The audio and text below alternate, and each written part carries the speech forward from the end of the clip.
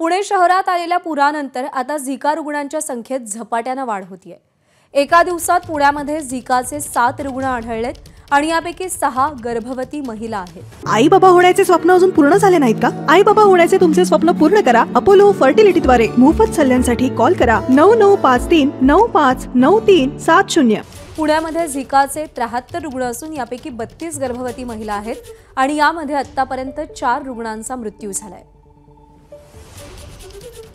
शिवानी पांढरे आपली प्रतिनिधी सध्या आपल्या सोबत आहे। शिवानी, झिकाचा संसर्ग रोखण्यासाठी महापालिका नेमकं काय करतेय आणि गर्भवती महिलांसाठी काही विशेष काळजी, काही विशेष व्यवस्था केली गेली आहे का? प्रज्ञा, पूर आला काही दिवसांपूर्वी पुण्यात, त्यानंतर डासांची संख्या वाढली आणि त्यामुळेच आता सगळीकडे जी काही घाण पसरली आहे त्यामुळे आता झिकाच्या रुग्णांची संख्या वाढली आहे।